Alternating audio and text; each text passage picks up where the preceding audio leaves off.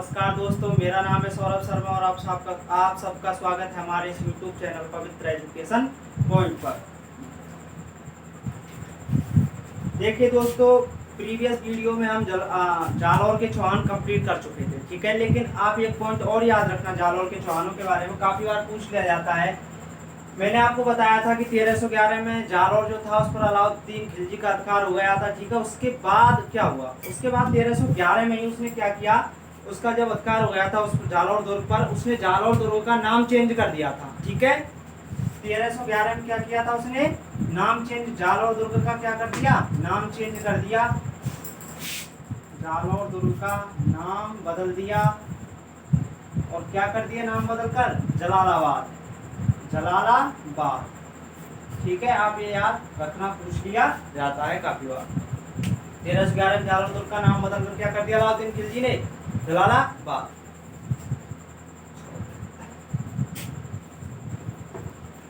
अब देखिए अपना जो मेन आज का जो टॉपिक है, जो हमें पढ़ना है, ठीक है। आज हमारा टॉपिक है रणथंभौर के चौहान। क्या है दोस्तों, रणथंभौर के चौहान। देखिए रणथंभौर के चौहानों के बारे में बात करने से पहले सर्वप्रथम बात की जाएगी किसकी, रणथंभौर के चौहानों का संस्थापक कौन है। क्योंकि जब मैंने आपको जालौर के चौहान पढ़ाया था तब भी वहां पर सबसे पहले किसकी बात की गई थी, जालौर के चौहानों के संस्थापक की, कीर्तिपाल सिंह चौहान की, ठीक है। अब यहाँ पर बात कर लेते हैं कि रणथंभौर के चौहानों का संस्थापक कौन है। देखिए रणथंभौर के चौहानों के संस्थापक के बारे में पढ़ने से पहले आपको थोड़ा अजमेर के चौहानों के बारे में यहाँ पे थोड़ी सी हम बात करेंगे, ठीक है। तो अजमेर के चौहानों में जो सबसे प्रतापी और शक्तिशाली शासक हुए वो कौन है, पृथ्वीराज चौहान तृतीय। अब देखिए पृथ्वीराज चौहान थर्ड, ठीक है, अजमेर के थे। इनका एक पुत्र था जिसका नाम था गोविंदराज चौहान। कौन था पुत्र, गोविंदराज चौहान। पृथ्वीराज चौहान तृतीय का पुत्र था गोविंदराज चौहान। अब देखिए जब मैं अजमेर के चौहान जब आपको पढ़ाऊंगा तो पृथ्वीराज चौहान के बारे में हम डिटेल में पढ़ेंगे। अभी थोड़ा सा मैं बता देता हूँ आपको। पृथ्वीराज चौहान जो था उसने के जो फेमस जो युद्ध थे उनकी अगर बात करें तो आपको पता ही होगा कि गजनी का शासक था कौन, मोहम्मद गौरी, ठीक है। मोहम्मद गौरी और पृथ्वीराज चौहान के बीच युद्ध हुए थे। तो कौन कौन से, तराइन का प्रथम युद्ध और तराइन का सेकंड युद्ध। फर्स्ट बैटल ऑफ तराइन, ठीक है, फर्स्ट बैटल ऑफ तराइन यानी तराइन का प्रथम युद्ध, और सेकंड बैटल ऑफ तराइन यानी तराइन का द्वितीय युद्ध। दो युद्ध हुए थे, तराइन का प्रथम युद्ध और तराइन का द्वितीय युद्ध। अब देखिए जो तराइन का प्रथम युद्ध था उसमें तो जीत हुई थी किसकी, पृथ्वीराज चौहान की क्या हुई थी, जीत हुई थी, और मोहम्मद गौरी की क्या हो गई थी, हार। लेकिन जो द्वितीय युद्ध था तराइन का द्वितीय युद्ध, उसमें मोहम्मद गौरी ने क्या कर दिया था, छल कपट का सहायता ली थी और यानी धोखा दे दिया था किसको, पृथ्वीराज चौहान को। और इस वजह से जो सेकंड युद्ध था तराइन का उसमें किसकी जीत हो गई थी, मोहम्मद गौरी की, और पृथ्वीराज चौहान की क्या हो गई थी इसमें, हार, ठीक है। इसके बाद क्या हुआ, ये घटना 1191 और 1192 की है। तराइन का प्रथम युद्ध कब हुआ था, 1191 ईस्वी में, और तराइन का द्वितीय युद्ध हुआ था 1192 ईस्वी में। अब देखिए इसके बाद आपको पता ही होगा कि मैं आपको दिल्ली सल्तनत के बारे में पहले ही बता चुका हूं कि दिल्ली सल्तनत की शुरुआत किस वंश से हुई थी, गुलाम वंश से। कुतुबुद्दीन ऐबक ने शुरुआत की थी गुलाम वंश की। जो कुतुबुद्दीन ऐबक था वो कौन था, गुलाम था किसका, इसका मोहम्मद गौरी का। अब इसके बाद जो इसका गुलाम था कुतुबुद्दीन ऐबक, ये तो चला गया था गजनी, ठीक है। और इसका जो गुलाम था कुतुबुद्दीन ऐबक, इसने गुलाम वंश की स्थापना कर दी थी। अब स्थापना की थी, ठीक है, अभी नहीं की है। कुतुबुद्दीन ऐबक जो था इसने जो इसका पुत्र था पृथ्वीराज चौहान का, इसको गद्दी पर बैठा दिया, किसकी पर, मतलब इसको वापस कर दिया, किसको, चौहान, वो जो अजमेर का जो शासन था उसको वापस दे दिया, किसको, गोविंदराज चौहान को। लेकिन जो पृथ्वीराज चौहान का एक भाई था, कौन था भाई, अगर इसके भाई की बात करें तो भाई का नाम था हरिराज, यानी हरिराज कौन था, गोविंदराज चौहान का चाचा और पृथ्वीराज चौहान का भाई था, ठीक है। इसने क्या किया था, जब पृथ्वीराज चौहान की मौत हो गई थी तो इन चाचा भतीजे में हो गई थी लड़ाई, युद्ध हो गया था, और हरिराज जो था इसने इसको यहाँ से मतलब पराजित कर दिया था। किसको? गोविंदराज चौहान को। इसके बाद गोविंदराज चौहान जो था इसने कुतुबुद्दीन ऐबक से क्या मांगी थी? मदद मांगी थी। कुतुबुद्दीन ऐबक से मदद मांगी गोविंदराज चौहान ने। कुतुबुद्दीन ऐबक जो था इसने साथ दिया गोविंदराज चौहान का, गोविंदराज चौहान का साथ दिया था। और हरिराज जो था इसने अंत में दुखी आकर क्या किया था? आत्महत्या कर ली थी। लेकिन बाद में जो कुतुबुद्दीन ऐबक था उसने जो गोविंदराज चौहान जो है, ठीक है, गोविंदराज जो चौहान जो है इसको जागीर दे दी थी। कहाँ की? रणथंभौर की जागीर दे दी थी। कहाँ की जागीर दे दी थी इसको? रणथंभौर की। ठीक है, और इस तरीके से इसने क्या किया कि रणथंभौर जो था वहां पर आकर स्थापना कर दी। किसकी? चौहान वंश की। कब की थी ये स्थापना इसने? 1194 ईस्वी पूर्व। ठीक है, एक बार पुनः दोहरा देता हूं इस बात को।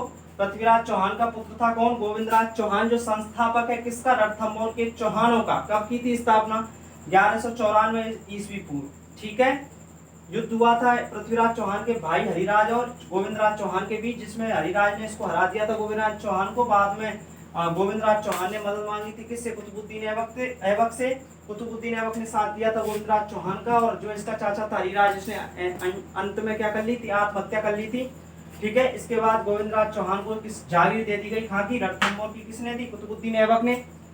इस तरीके से इसने स्थापना कर दी किसमें? रणथंभौर में चौहान वंश की। ठीक है, कब की थी? 1194 ईस्वी पूर्व। आप इन सब बातों को अपने अकॉर्डिंग नोट कर सकते हैं। ठीक है, या आप फ्लो डायग्राम के द्वारा इनको लिख सकते हैं। ठीक है, नोट डाउन।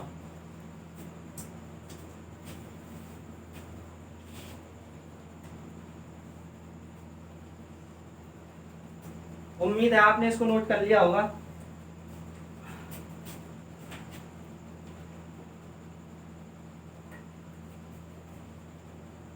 देखिए, आपको संस्थापक याद रखने होंगे। संस्थापकों से क्वेश्चन पूछे जाते हैं। ठीक है, जालौर के चौहानों का संस्थापक कौन है? रणथंभौर के चौहानों का संस्थापक कौन है? इस तरीके से। ठीक है, अब देखिए, अब जो ये गोविंदराज चौहान जो है, ठीक है, इसके बारे में दो बात और याद रखना है। इसको कहा जाता है रणथंभौर के चौहानों का आदि पुरुष। क्या कहा जाता है? आदि पुरुष, या इसको कहा जाता है मूल पुरुष। ठीक है, रणथंभौर के चौहानों का आदि पुरुष या मूल पुरुष किसे कहा जाता है? गोविंदराज चौहान को। इसके पुत्र थे पृथ्वीराज चौहान थर्ड के, अभी बताया है थोड़ी देर पहले। ठीक है,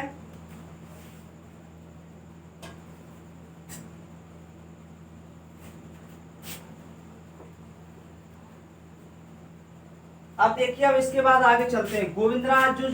गोविंदराज चौहान जो था दोस्तों, उसके बाद काफी शासक हुए रणथंभौर में। जैसे अगर इससे आगे हम चलें तो बल्लन देव हुए थे। बल्लन देव, ठीक है, कई जगह इनका नाम बल्लण मिलता है, कई जगह बालण मिलता है। ठीक है, इसके बाद हुए थे बाण भट्ट। इस प्रकार से ये चौहान वंश चला था। खाका रणथंभौर का, गोविंदराज के बाद बल्लन देव हुए थे, बाण भट्ट हुए थे। ठीक है, अंत में जो सबसे प्रतापी और अंतिम जो शासक थे रणथंभौर के चौहानों के, सबसे प्रतापी और अंतिम जो शासक थे वो थे हम्मीर देव चौहान, जिनके बारे में हम पढ़ेंगे। हम्मीर देव चौहान, पता ही होगा, कहा जाता है सिंह सुबन सुप्त बचन कदरी भले, एक बार त्रिया तेल हम्मीर हट चढ़े ना दूजी बार। संसार में सबसे हठी व्यक्ति के रूप में जाने जाते हैं कौन? हम्मीर देव चौहान। एक बार जो हट कर लेते थे उसको पूरा ही करके मानते थे, हम्मीर देव चौहान। ठीक है, इनके बारे में हमें यहाँ पे ज्यादा बात नहीं करेंगे क्योंकि हमारे सिलेबस में नहीं है। हमारे सिलेबस में केवल जो सबसे प्रतापी जो शासक हुए रणथंभौर के चौहानों में कौन? हम्मीर देव चौहान, उनके बारे में ही हम यहाँ पर बात करेंगे।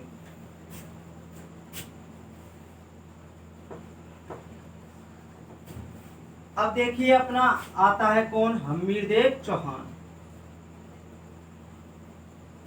हम्मीर देव चौहान,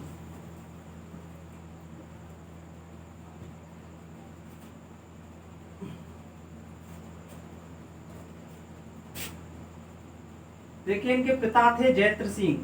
पिता कौन थे? जैत्र सिंह या जैत सिंह, इस प्रकार से आपको मिल सकता है लिखा, जैत सिंह।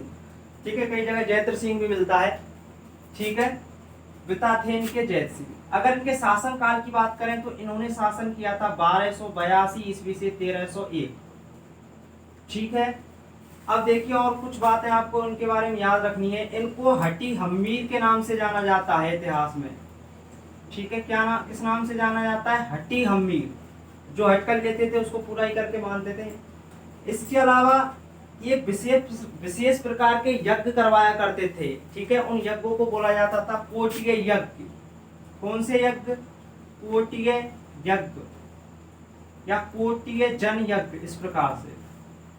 ठीक है, पिता कौन थे? जैत सिंह, हट्टी अमीर के नाम से जाना जाता है। ठीक है, कोटीय यज्ञ करवाते थे। पूछा गया हुआ क्वेश्चन है कि कोटीय यज्ञ का संबंध किस शासक से है? ध्यान रखना, हम्मीरदेव चौहान से। ठीक है, अब देखिए इनके जो पिता थे जैत सिंह, इन्होंने 32 साल शासन किया था। कितने साल शासन किया था? 32 वर्ष। 32 वर्ष शासन किया था। इन्होंने अपने पिता जैत सिंह की याद में एक रणथंभौर जो है वहां पर क्या बनवाई है? 32 खंभों की छतरी। किसने? हम्मीरदेव चौहान ने 32 खंभों की छतरी। किसकी याद में? पिता की याद में, क्योंकि 32 वर्ष शासन किया था इनके पिता जैत सिंह ने। आपको ये बात भी याद रखनी है, आप इनको नोट डाउन कर लीजिए। ठीक है,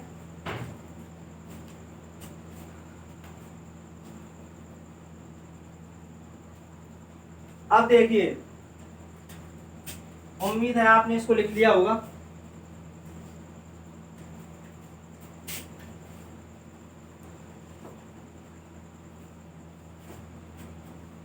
अब हम बात करेंगे कि इनके समकालीन दिल्ली सल्तनत, दिल्ली जो सल्तनत थी उसमें कौन था शासक। ठीक है, मैं पहले भी बता चुका हूँ इस बात को आपको, दिल्ली सल्तनत के बारे में पूरा बता चुका हूँ किस प्रकार से चला था उस वंश वहां पे।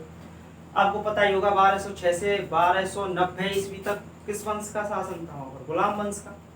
उसके बाद 1290 से 1320 कौन सा वंश आया? खिलजी वंश। जलालुद्दीन खिलजी ने शुरुआत की थी उसकी। अब देखिए 1282 से 1301 इनका क्या है? शासन काल। अगर बात करें किसकी? रणथंभौर की। ठीक है, तो रणथंभौर में शासक कौन है? हम्मीरदेव चौहान।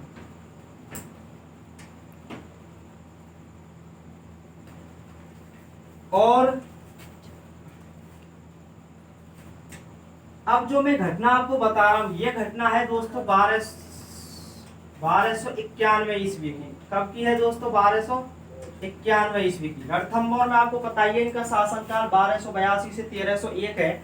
तो 1291 में कौन होगा यहाँ का शासक? हम्मीरदेव चौहान। और अगर मैं बात करूं दिल्ली की, तो दिल्ली में बताइए कौन होगा आप इस दौरान? 1291 में कौन था दिल्ली में? आपको पता ही होगा कि 1290 में जलालुद्दीन खिलजी ने वहां पे चालू कर दिया था शासन। तो इस वजह से 1291 में यहाँ का शासक कौन था? होगा जलालुद्दीन खिलजी, यानी जेके।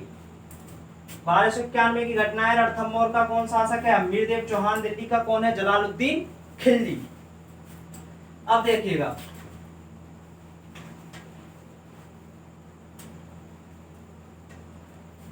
अब ये जलालुद्दीन खिलजी है 1291 में रणथंभौर दुर्ग जो है, ठीक है, उस पर क्या करना चाहता है? ये आक्रमण करना चाहता है। ठीक है, आक्रमण करना चाहता है। लेकिन 1291 ईस्वी में ये रणथंभौर दुर्ग पर अधिकार नहीं कर पाता। लेकिन रणथंभौर, जिस प्रकार से हमने जालौर दुर्ग से पहले एक दुर्ग पढ़ा था, कौन सा? सिवाड़ा दुर्ग, जिसको हमने बोला था जालौर दुर्ग की कुंजी। इसी प्रकार से जो रणथंभौर जो दुर्ग था, उससे पहले भी एक दुर्ग था। कौन सा? उस दुर्ग का नाम था जाहिन दुर्ग। कौन सा दुर्ग था दोस्तों? जाहिन। जाहिन दुर्ग, या कई जगह इसका नाम चाहिन दुर्ग भी मिलता है दोस्तों। क्या मिलता है? चाहिन दुर्ग, जाहिन दुर्ग या चाहिन दुर्ग, इस प्रकार से नाम मिलता है इसका। तो जलालुद्दीन खिलजी चाहता तो था रणथंभौर पर आक्रमण करना, लेकिन पहले इसको इस पर आक्रमण करना पड़ा, क्योंकि जाहिन दुर्ग था या जो चाहिन दुर्ग था वो क्या था? वो क्या था? रणथंभौर दुर्ग की कुंजी था। जिस प्रकार से सिवाना दुर्ग जालौर दुर्ग की कुंजी था, उसी प्रकार से जाहिन दुर्ग क्या था? रणथंभौर दुर्ग की कुंजी। इसलिए इसको पहले इस दुर्ग को जीतना था, उसके बाद ही ये इस दुर्ग रणथंभौर दुर्ग को जीत सकता था। इसलिए 1291 में इसने सर्वप्रथम आक्रमण किया किस पर? जाहिन दुर्ग पर या चाहिन दुर्ग पर। और जो ये था 1291 में जलालुद्दीन खिलजी की क्या हो गई थी, यहाँ पर जीत हो गई थी और इसकी हो गई थी हार।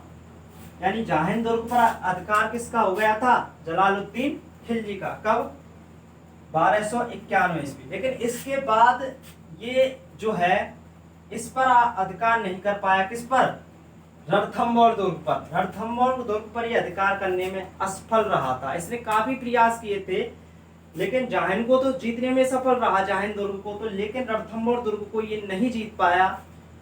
और जब इसको ये नहीं जीत पाया तो इसने जब वापस लौट रहा था अपनी सेना को लेकर यहाँ से, तो एक बात कही थी, इसने कहा था कि मैं रणथंभौर जैसे जो दुर्ग हैं, ठीक है, रणथंभौर दुर्ग के बारे में बात कही थी कि ऐसे 10 दुर्गों को भी मैं मुसलमान के एक बाल के बराबर भी नहीं समझता हूँ। किस दुर्ग के बारे में कहा था ये, रणथंभौर दुर्ग के बारे में कहा था, किसने, जलालुद्दीन खिलजी, ठीक है, कि ऐसे 10 दुर्गों को भी मैं मुसलमान के एक बाल के बराबर नहीं समझता हूँ। ठीक है, आप ये बात नोट कर लें अपने हिसाब से। ठीक है, ये कब की घटना है, 1291 की। ठीक है दोस्तों, नोट डाउन कर लें आप इसको।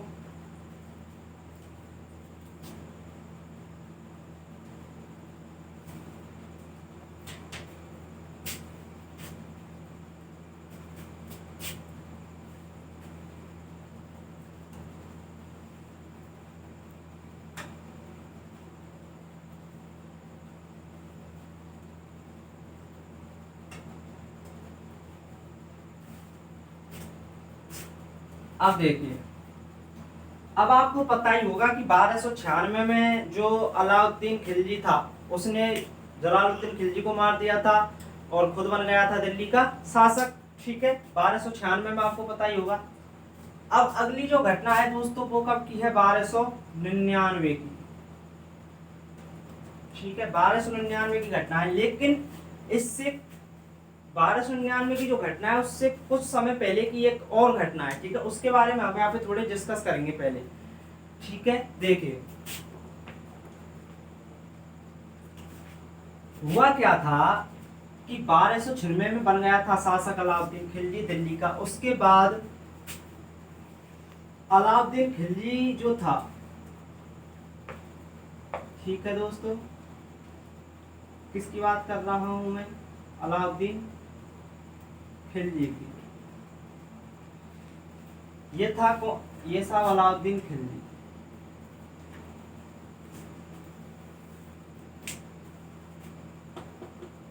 इसका एक मित्र था, वो था कौन, मंगोल का एक शासक था महमूद शाह। कौन था, महमूद शाह। कहाँ का था ये, मंगोल शासक था, कौन, महमूद शाह। किसका दोस्त था ये, अलाउद्दीन खिलजी का। अलाउद्दीन खिलजी का दोस्त था कौन, महमूद शाह। और अलाउद्दीन खिलजी की एक बेगम थी इसी टाइम पे, उस बेगम का नाम था चिमना बेगम। कौन सी बेगम दोस्तों, चिमना बेगम। और इतिहास में इस बेगम को एक और नाम से जाना जाता है, मराठा बेगम। किस नाम से जाना जाता है दोस्तों, मराठा बेगम। अब ये घटना जो है 1296 की बाद की घटना है, जब अलाउद्दीन खिलजी यहाँ का शासक बन चुका था दिल्ली का, उसके बाद की घटना है। अब महमूद शाह जो है इसका मित्र था अलाउद्दीन खिलजी का, और अलाउद्दीन खिलजी की बेगम कौन थी, चिमना बेगम, या दूसरा नाम क्या है, मराठा बेगम। अब होता क्या है कि जो महमूद शाह जो था ये दिल लगी कर बैठा, किससे, चिमना बेगम से या मराठा बेगम से प्यार कर बैठा। प्यार में इसके में पागल हो गया, किसके में, मराठा बेगम के। और जब इस बात का पता चला किसको, अलाउद्दीन खिलजी को, तो अलाउद्दीन खिलजी ने कहा कि भाई तू मेरा सोना चांदी जो तुझे चाहिए, राजपाट कुछ भी ले ले, लेकिन मेरी बेगम को छोड़ दे, चिमना बेगम को छोड़ दे। लेकिन इसने नहीं मानी इसकी बात। इसने कहा नहीं, जब प्यार किया तो डरना क्या। किसने कहा, महमूद शाह ने। अब महमूद शाह नहीं माना तो अलाउद्दीन खिलजी को आक्रमण करना पड़ा इस पर, महमूद शाह पर।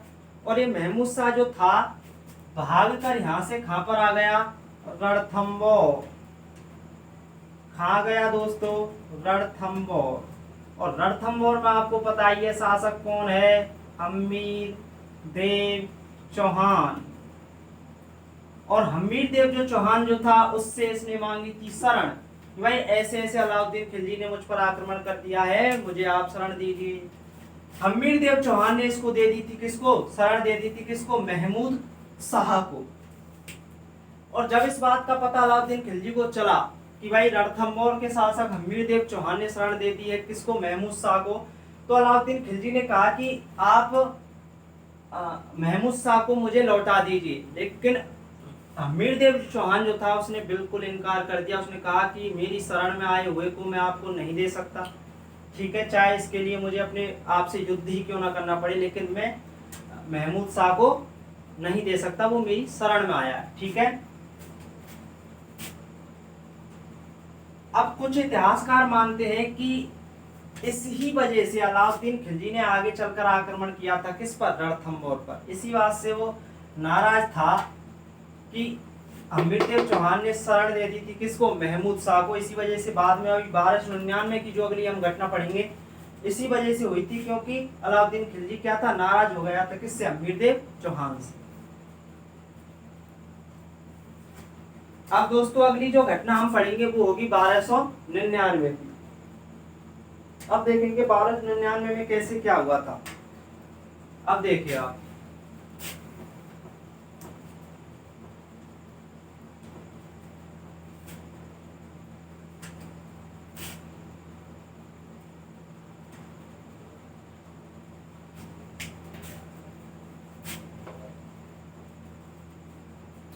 बारह सौ निन्यानवे में आपको पता ही है रणथंभौर का शासक कौन है, हमीरदेव चौहान। हमीरदेव चौहान।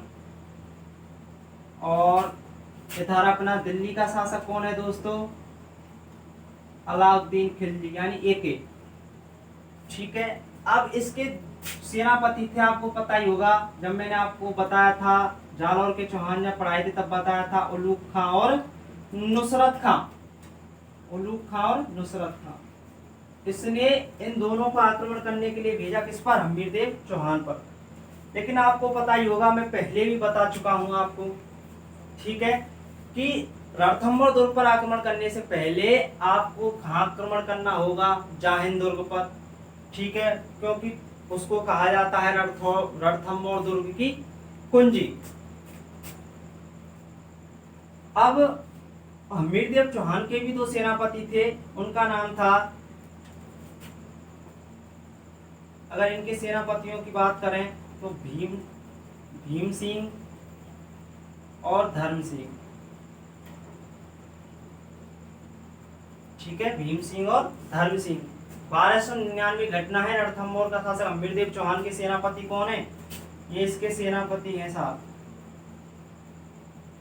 हमीर भीम सिंह और धर्म सिंह, ये अलाउद्दीन खिलजी के दोनों सेनापति हैं। अब होता क्या है कि ये आक्रमण कर देते हैं, किस पर, इनके बीच युद्ध होता है, ठीक है, युद्ध होता है। अब इस युद्ध में जीत होती है किसकी, हमीरदेव चौहान की, यहाँ हो जाती है। इस युद्ध के अगर परिणामों की मैं बात करूं तो जीत हो जाती है किसकी, हमीरदेव चौहान की, और अलाउद्दीन खिलजी की हो जाती है यहाँ पर हार। अलाउद्दीन खिलजी तो जाहिन दुर्ग को भी नहीं जीत पाता। जलालुद्दीन खिलजी ने तो जाहिन दुर्ग पर अधिकार तो कर लिया था, लेकिन ये जो था अलाउद्दीन खिलजी ये जाहिन दुर्ग को जीतने में भी असफल रहता है। हालांकि इस युद्ध की अगर मैं बात करूं तो नुसरत खां जो है इसका, ये नुसरत खां मारा जाता है, ठीक है, नुसरत खां की क्या हो जाती है दोस्तों, मौत हो जाती है इसकी, मारा जाता है इस युद्ध में, मृत्यु होती है इसकी। और यहाँ भीम सिंह की भी क्या हो जाती है इस युद्ध में, मृत्यु, ठीक है। अलाउद्दीन खिलजी का कौन सा सेनापति मारा गया था 1299 के युद्ध में, नुसरत खां, और यहाँ कौन सा मारा गया था, भीम सिंह। लेकिन जीत किसकी होती है, हमीरदेव चौहान की, और अलाउद्दीन खिलजी की क्या हो जाती है, हार। ये घटना है 1299 की। और इस युद्ध को दोस्तों एक अलग नाम से जाना जाता है, इस युद्ध को कहा जाता है हिंदू बाट घाटी का युद्ध।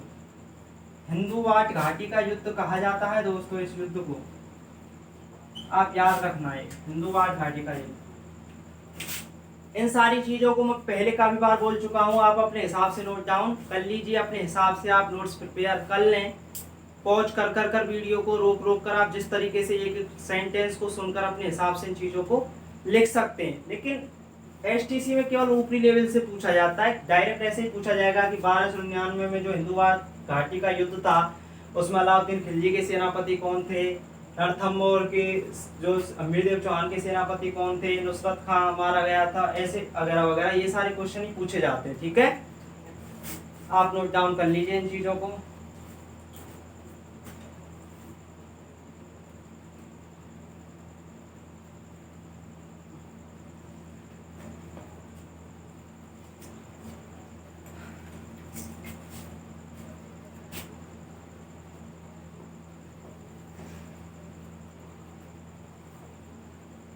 कारण क्या था दोस्तों इस पर आक्रमण करने का, रणथंभौर दुर्ग पर बता ही चुका हूं, शिमना बेगम वाला कारण था। मंगोल शासक जो था कौन, महमूद शाह, उसको शरण दे रखी थी किसने, हमीरदेव चौहान ने। इस वजह से आक्रमण किया था किसने, अलाउद्दीन खिलजी ने। अब देखिए एक बार फिर प्रयास करता है कौन, अलाउद्दीन खिलजी, और ये घटना आती है दोस्तों 1301 ईस्वी की। ठीक है, 1301 ईस्वी की बात है। बात करूं दोस्तों किसकी, रणथंभौर की। रणथंभौर में 1301 में कौन है, हमीर देव चौहान। और अगर बात की जाए दिल्ली सल्तनत की, यहाँ पर आपको पता ही है कौन है, अलाउद्दीन खिलजी। 1320 तक अलाउद्दीन खिलजी था। अब देखिए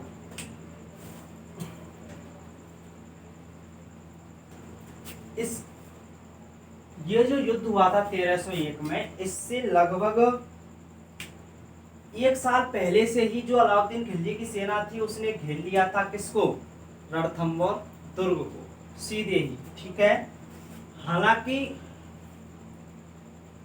जब 1299 में जब उसकी हार हो गई थी किसकी, अलाउद्दीन खिलजी की, तो उसने अपनी सेना का बहुत ज्यादा विस्तार कर लिया था और इस बार उसने डायरेक्ट घेर लिया किसको, रणथंभौर दुर्ग को, और लगभग 1 साल तक वहां उसको घेरे रखा। रणथंभौर दुर्ग को किसने, अलाउद्दीन खिलजी ने इसको घेरे रखा था रणथंभौर दुर्ग को। अब ये रणथंभौर दुर्ग में प्रवेश नहीं कर पाया था क्योंकि इसको गुप्त रास्ते उसके पता नहीं थे। ठीक है, गुप्त रास्ते नहीं पता था इसको रणथंभौर दुर्ग के। अब देखिए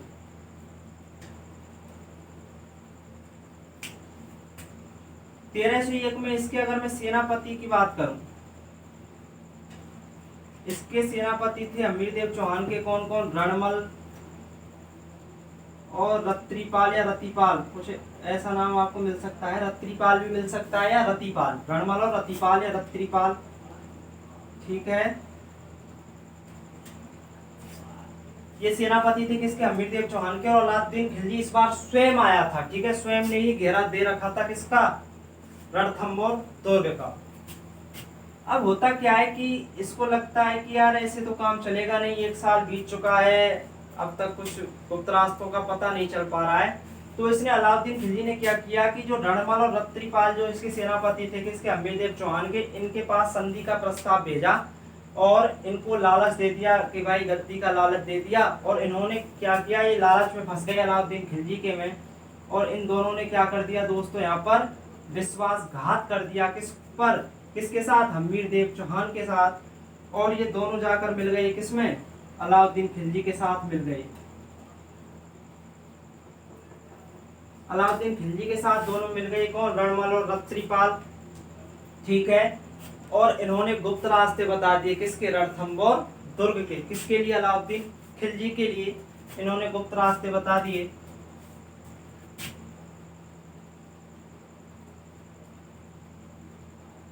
जब इस बात का पता चला हमीरदेव चौहान को कि भाई इस प्रकार से विश्वासघात किया है रणमल और रत्रीपाल ने, तो काफी सदमा पहुंचा इस बात को सुनकर उनको, हमीरदेव चौहान को। ठीक है, और आक्रमण गुप्त रास्ते पता चल चुका था अलाउद्दीन खिलजी को, और इसने आक्रमण कर दिया किस पर, रणथंभौर दुर्ग पर। लिख लीजिए आप इन चीजों को।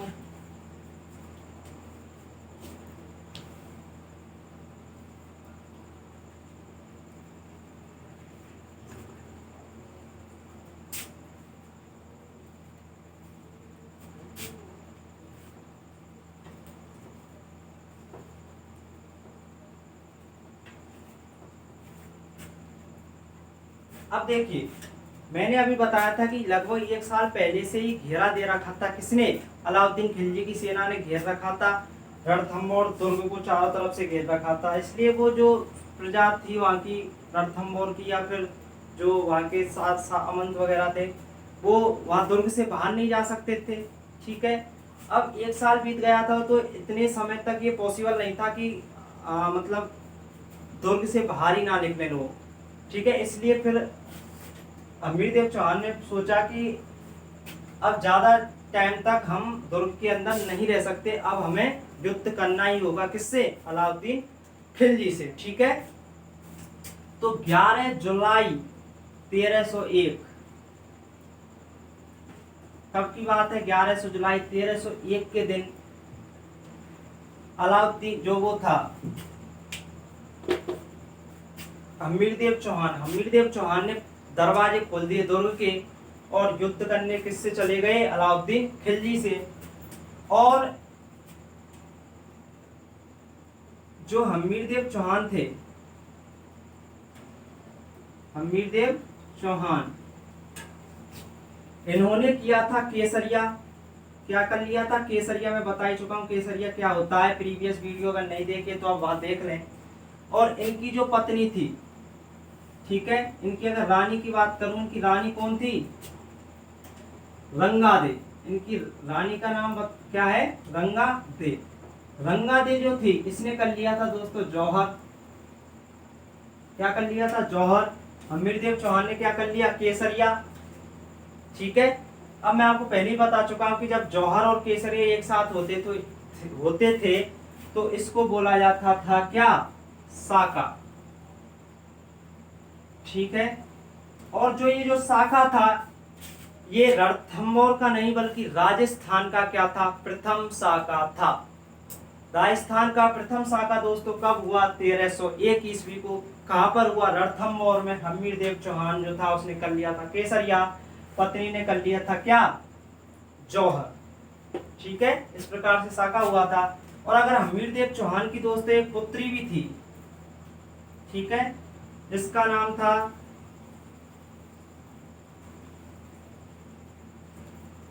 पदम, सॉरी, इनकी पुत्री का नाम था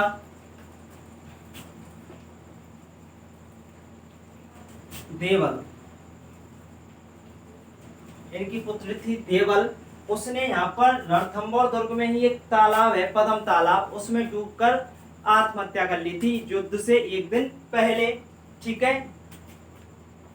देवल ने क्या कर लिया था दोस्तों? पदम तालाब में कूदकर आत्महत्या कर ली थी। और जो ये जो था, देवल ने जो आत्महत्या की थी, इसको बोला जाता है जल जौहर, क्योंकि इन्होंने उसमें पदम तालाब में कूदकर जान दी थी अपनी, इसलिए इसको अग्नि में जब कूदकर जान देती थी रानियां, उसको तो जौहर बोला जाता था। लेकिन इनकी पुत्री किस में कूदी थी? पानी के तालाब में। उस तालाब का नाम था पदम तालाब, इसलिए जो ये देवल का जो था, इसको बोला जाता है क्या? जल जौहर। राजस्थान का प्रथम जल जौहर कहां पर हुआ था? ये भी रणथंभौर में ही है। ठीक है। ध्यान रखना, पुत्री का नाम था देवल, पत्नी का नाम था क्या? रानी का नाम क्या था इनकी का? रंगादे। उसने जौहर कर लिया था, इन्होंने केसरिया कर लिया था। इस प्रकार से 1301 ईस्वी में क्या हो गया था? साका। और इसके बाद हुआ था कि इसके बाद इस तरीके से हार हो गई थी किसकी? हमीरदेव चौहान की। ठीक है।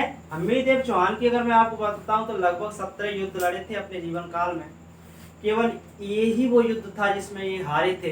इससे पहले 16 युद्धों में विजयी रहे थे। कौन? हमीरदेव चौहान। ठीक है। 1301 में इस प्रकार से अलाउद्दीन खिलजी का अधिकार हो गया किस पर? रणथंभौर दुर्ग पर। मोस्ट इंपोर्टेंट बात है, आप यहां से याद रखना, 1301 राजस्थान का प्रथम साका है। ठीक है। पत्नी इनकी रानी कौन थी? रंगादे, जिसने जौहर कर लिया था, इन्होंने केसरिया कर लिया था। इनकी पुत्री जो थी देवल, उसने क्या कर लिया था? जल जौहर कर लिया था, पदम तालाब में कूदकर जान दे दी थी।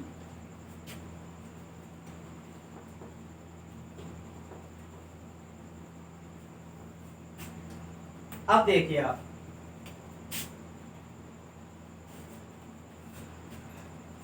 आप एक चीज और याद रखना, इनका एक कवि था, उसका नाम था बीजादित्य, पूछ लिया जाता है बीजादित्य। ठीक है, इनके एक कवि था अमीरदेव चौहान के उसमें दरबार में, उसका नाम था बीजादित्य।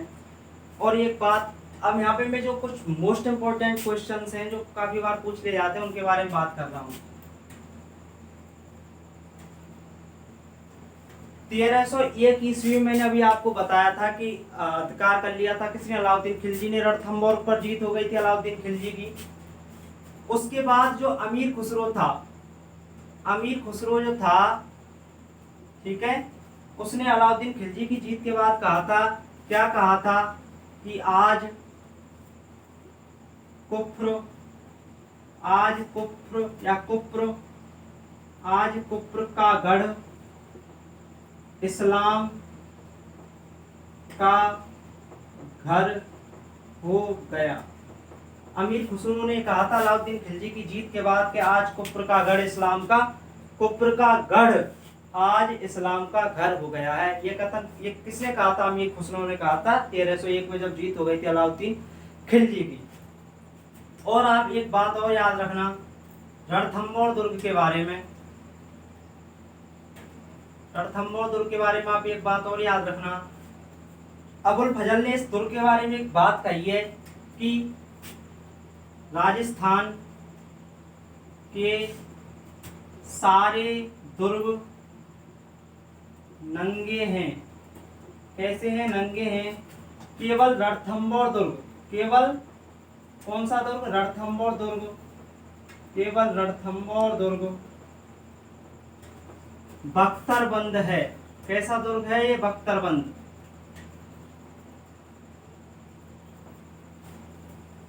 अमीर खुसरो ने क्या कहा था अलाउद्दीन खिलजी की जीत के बाद आज कुफ्र का गढ़ इस्लाम का घर हो गया और राजस्थान के सारे दुर्ग नंगे हैं, केवल रणथंभौर दुर्ग बख्तरबंद है। ये किसने कहा है? अबुल फजल ने कहा है रणथंभौर दुर्ग के बारे में। ये भी काफी बार पूछ लिया गया है, ठीक है, याद रखना आप, नोट डाउन कर लीजिए इनको।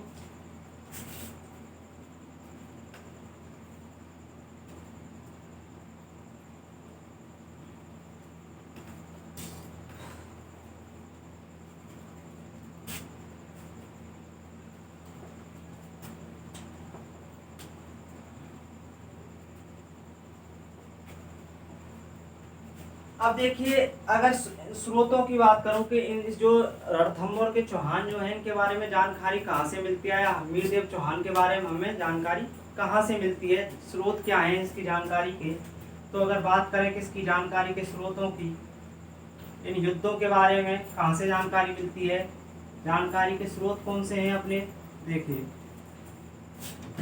नैचंद सूरी के बारे में मैं आपको बता चुका हूँ। नैचंद सूरी जो है उसकी बुक है कौन सी? हम्मीर महाकाव्य, हम्मीर महाकाव्य, ठीक है। एक बुक और है चंद्रशेखर की, कौन सी? चंद्रशेखर की भी एक इतिहासकार हैं ये सारे। चंद्रशेखर की एक बुक है कौन सी? हम्मीर हट। कौन सी है? हम्मीर हट। जोधराज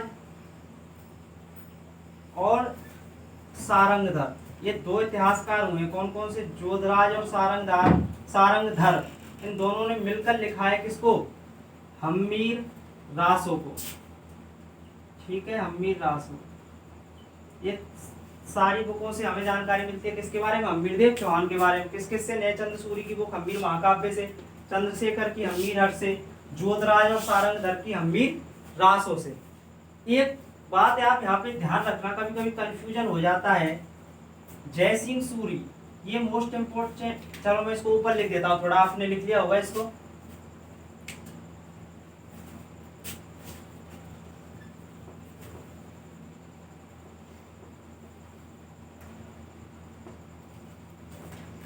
आप याद रखना जय सिंह सूरी, ठीक है, जय सिंह सूरी। जय सिंह सूरी जो है,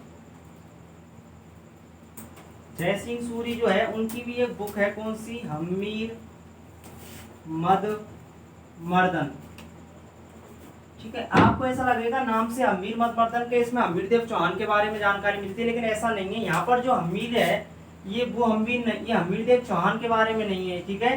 ये जब मैं आपको मेवाड़ का इतिहास पढ़ाऊंगा तब सिसोदिया वंश पढ़ाऊंगा वहां पर हम बात करेंगे किसकी, हम्मीर सिसोदिया की बात करेंगे। ठीक है, तो जय सिंह सूरी की जो बुक है कौन सी, हम्मीर मर्दन, इसमें किसके बारे में हमें जानकारी मिलती है, हम्मीर सिसोदिया के बारे में, ना कि हम्मीरदेव चौहान के बारे में। समझ रहे हो दोस्तों, किसके बारे में जानकारी मिलती है, हम्मीर सिसोदिया के बारे में। आप ये बात भी ध्यान रखना। ठीक है,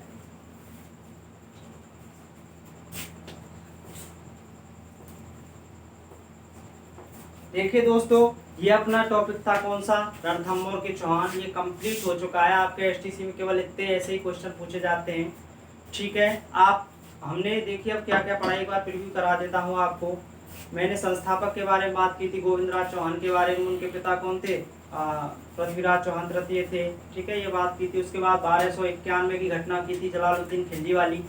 ठीक है, उसके बाद 1299 की घटना की थी अलाउद्दीन खिलजी की, और अंत में घटना कौन सी पढ़ी थी हमने, 1301 की। ठीक है, 1301 में क्या हुआ था, राजस्थान का प्रथम शाखा। ओके दोस्तों, ये हमारा कंप्लीट हो चुका है कौन सा, रणथंभौर के चौहान। अगली वीडियो में हम बात करेंगे अजमेर के चौहानों की। ठीक है, ओके बाय, नमस्कार, थैंक यू वेरी मच।